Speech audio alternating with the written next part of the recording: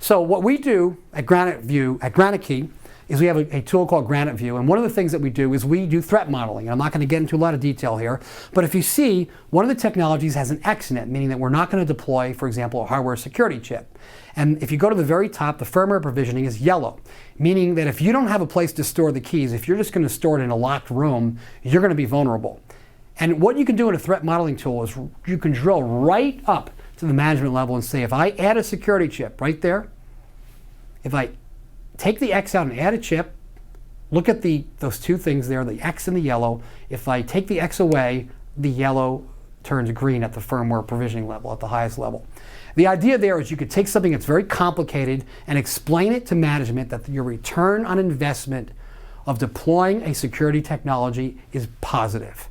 And that is the biggest message you can give to management.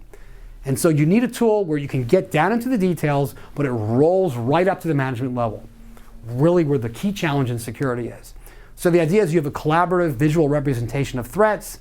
You can make choices. You can make technology choices. Yes, it's true that this technology costs more money, but if you look at it from an ROI perspective, scenario A, where you use a secure E squared, has a negative ROI. Scenario B, where you use, say, a board ID chip, has a positive ROI. These are the kind of things that you need to do to sell security at the management level. You can do scenarios around trade-offs of different costs at the system level as well. We can put a secure boot or not put a secure boot. What's the probability of failure? It's really a statistical and financial decision. And you could also build a security roadmap. Maybe today we're not going to put secure boot in, but as we increase our volume, and maybe it costs 1 penny or 10 cents to put a secure boot in, but when we get to a certain volume, the CFO knows that it makes sense to spend money on secure boot. So our view of sales, again, ROI. I'm going to summarize this in sort of a chart which reminds me of economics, or microeconomics. I think it was macroeconomics. Let's say, going back here, this is the chart we had earlier, where if you want a higher level of security, it's going to cost you more money. And the benefit of security is going to tail off. What's going to happen is at some point, it doesn't make any sense to spend more money on security. So if you subtract benefit minus cost, you get a curve, an S-shaped curve. If you spend a little bit of money on security, it's a waste of time because it's not secure enough to make any difference. If you spend too much money on security, it's also a waste of money and a waste of time. And so, for example, in the left side of this curve here, you have a false sense of security. Is that if your objective is compliance, then you can be on the left side of the equation. But if your objective, if you have a business case where you've been hacked, you want to be on the right side of the equation. You want to have a positive ROI. So for example, secure E squared is generally on the left side of the equation, whereas something like a board ID chip or a smart card is generally on the right side of the equation. So moving on to the summary. So in summary, what are some of the best practices in security? As I mentioned before, secrets are stored in devices with physical protection. Murphy's Law. Don't put the key on top of the doormat. Don't put the key under the doormat. Don't put it in the mailbox. Put it inside a chip. Use standard security algorithms.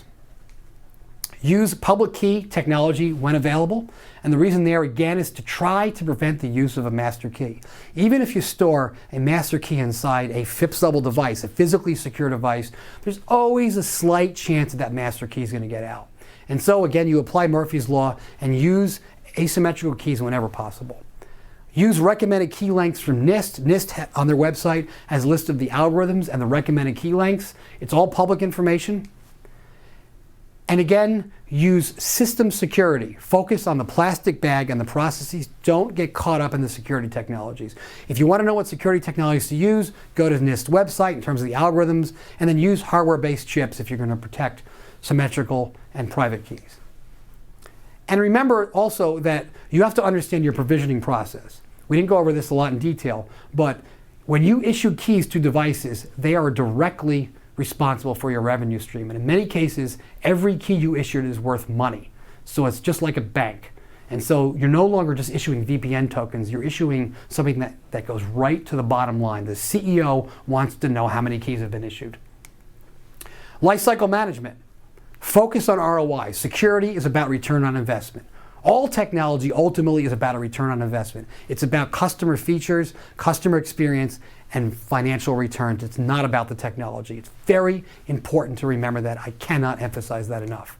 Start early in the life cycle. Security, like quality, should be designed in from the very beginning. It reminds me of the quality initiatives of the 80s.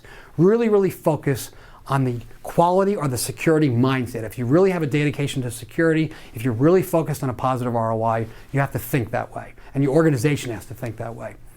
Use ROI-based threat modeling. It's very common for us to work with customers and say, wow, this security technology or this component we have to put in costs money, but let's take a look at the financial returns of it. Yes, it's going to increase our unit cost by 5 cents, but it's going to reduce the probability of failure by X. This goes right to the CFO. CFOs understand this kind of thing. The idea here is to have clear information and don't allow the complexity of the technology to obfuscate the key issues, which is what are the scenarios we're choosing, what are the financial differences between the scenarios.